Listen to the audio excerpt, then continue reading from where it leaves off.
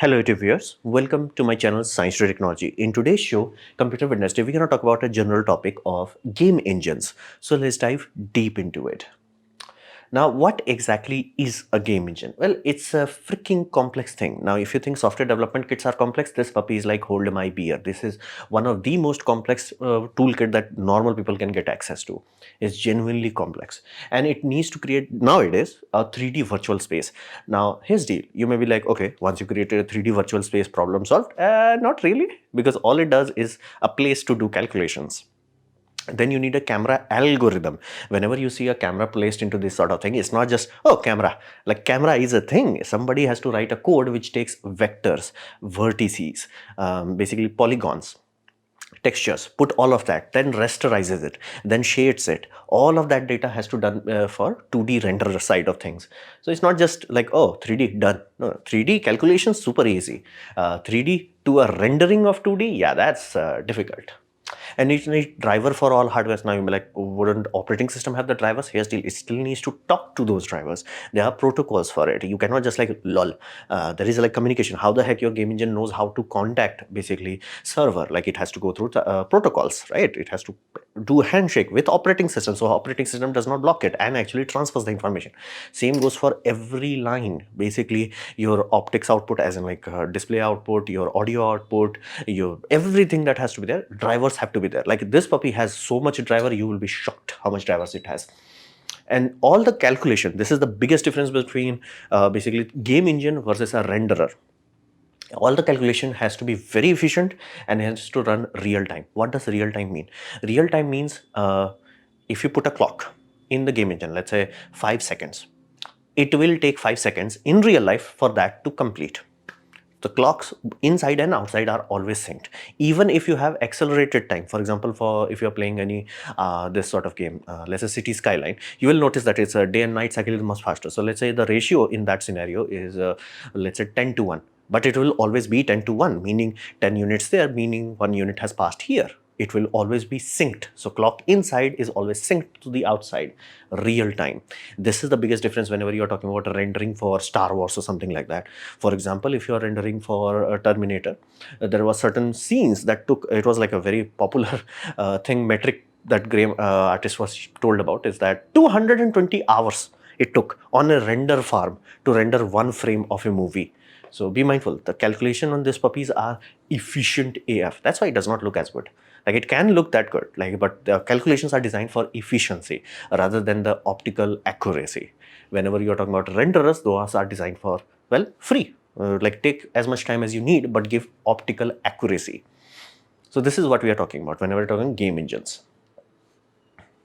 So what was the history of this puppy?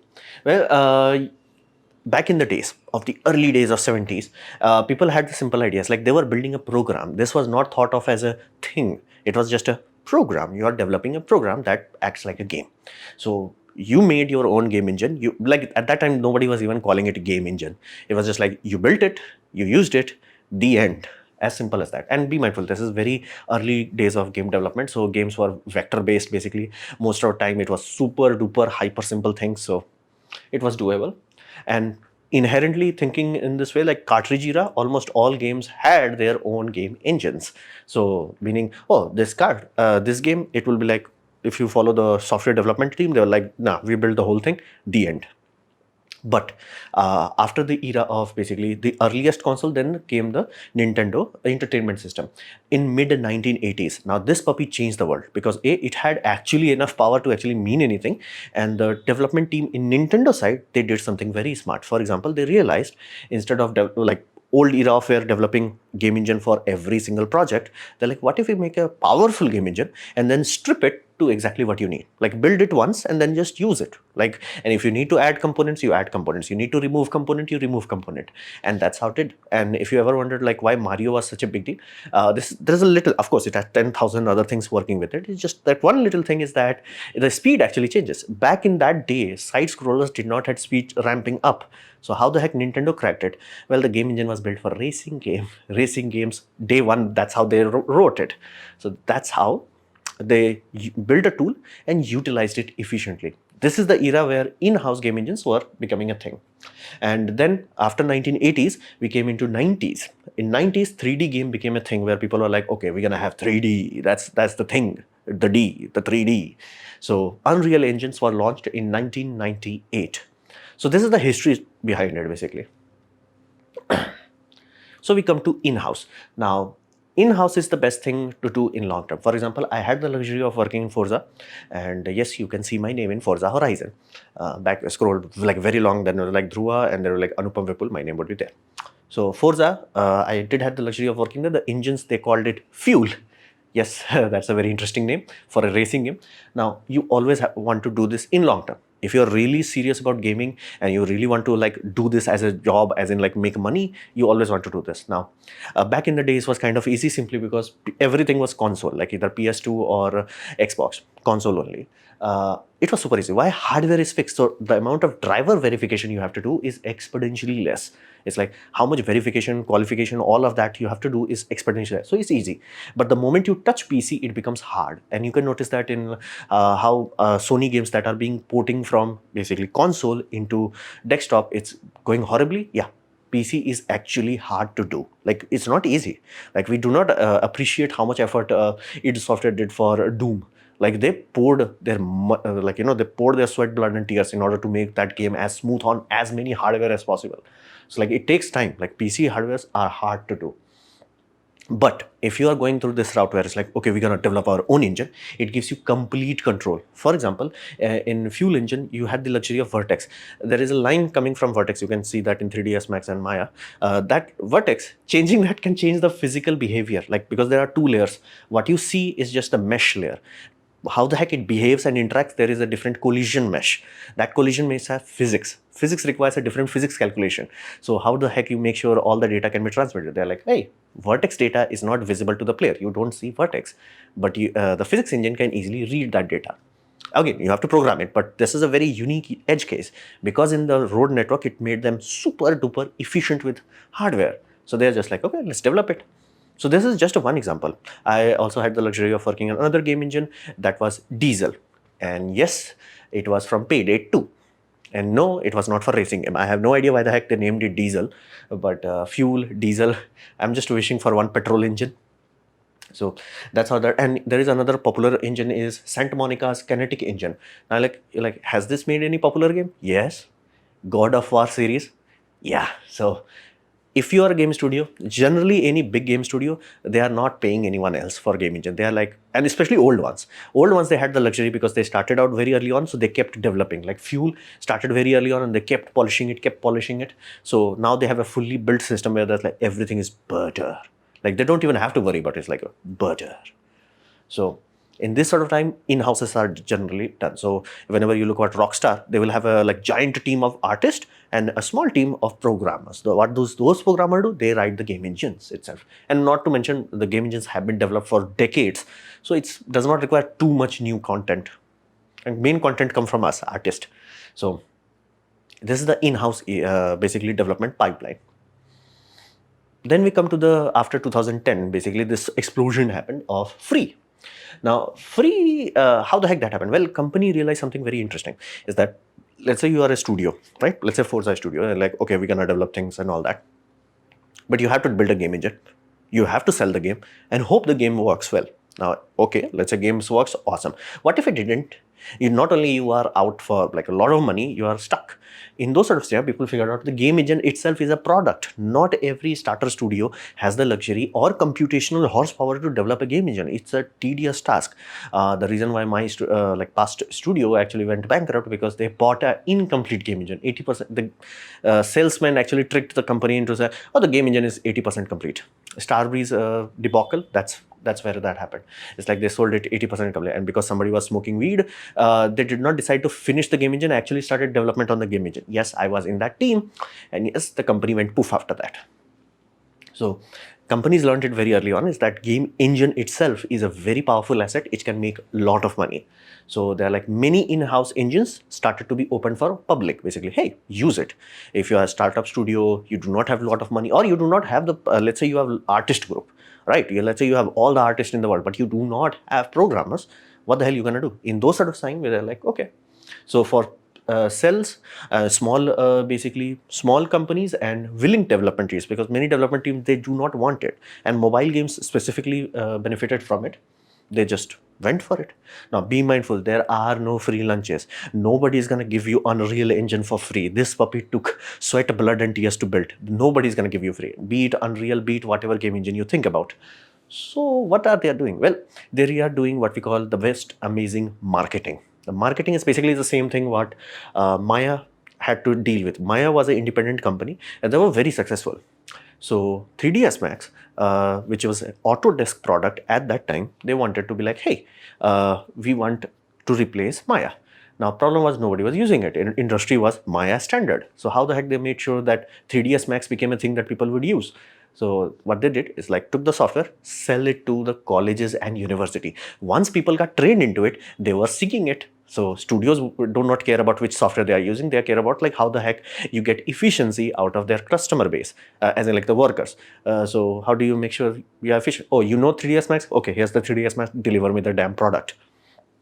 So this is what they are doing. Basically, Unreal, Unity, CryEngine, whatever you want to calculate, is all they are doing is giving you it for free. So you do the marketing. Basically, once you are used to it, once you are, every ecosystem is there, like tutorials, blog post, everything. Like everything is already built for engines. You will use that. If you create a startup, you will use that. If you go into a company, you will seek that. Your portfolio will say Unreal Engine and Unity Engine. So it's a very perfect free marketing tool. On top of that, it also allows them basically a giant pool of people who gonna do bug testing for them. Because be mindful, these people also deal with big pockets, and those big pocket, you cannot give them a crappy product. If you do that, they have the potential to bring you to court. So they are getting two things taken care of: bug fixing and making everyone addict on their own system.